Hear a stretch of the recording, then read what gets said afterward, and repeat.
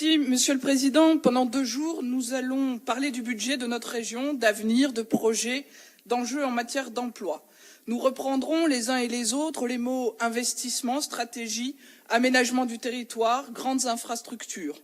Pour cela, et parce que le Grand Est n'est pas un territoire en extraterritorialité, parce que j'ai vu et entendu les inquiétudes répétées des maires et des élus locaux, je ne pouvais commencer mon propos, Monsieur le Président, sans évoquer ce qui se passe au niveau national. Les 6 premiers mois de ce gouvernement montrent une volonté clairement affichée de nous transformer en sous-traitants de l'État, 35 ans après les premières lois de décentralisation. Alors je veux le rappeler ici, la décentralisation, c'est plus de démocratie, une confiance dans les territoires, c'est la contractualisation plutôt que la mise sous tutelle.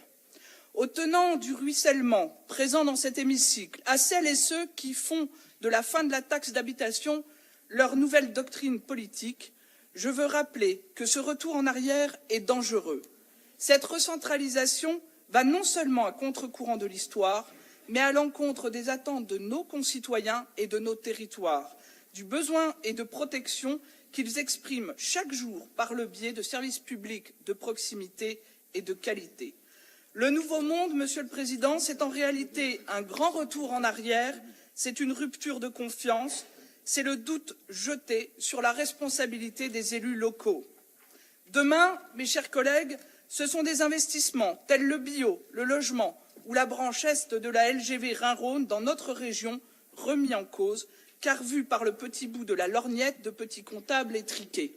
Demain, c'est l'apprentissage qui pourrait passer aux mains du MEDEF, et nous nous associerons à l'initiative prise par Région de France.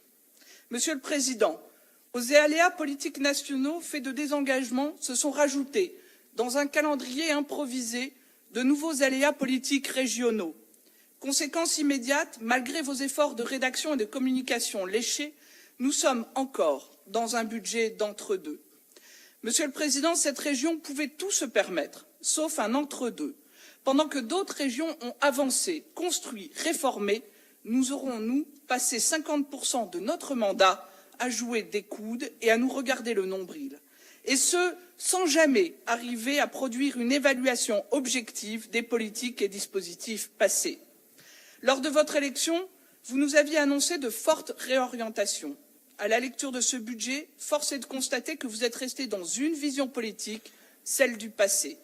Au-delà des discours, votre majorité continue d'empiler les dispositifs et les aides, souvent d'ailleurs avec des critères restrictifs et abscons, alors même que nous devrions collectivement travailler sur leurs articulations, faire preuve d'imagination, faire un pas de côté pour inventer un modèle de développement propre, différent des modèles connus, par exemple en mutualisant les spécificités dans un fonctionnement commun lisible, en faisant en sorte que chacun en soit renforcé, métropole, communes, territoires ruraux.